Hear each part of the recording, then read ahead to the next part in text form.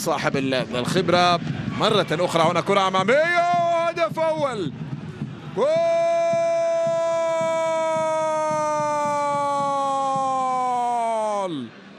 جول أول لصحم العماني.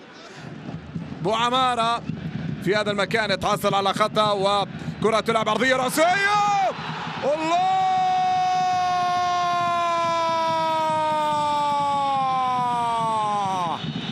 رأسية أحمد ماهر مباشرة هدف التعادل. الوحدات، هدف التعادل مع التقدم إلى الأمام. تلعب عرضية، محاولة في هذا المكان، رأسية،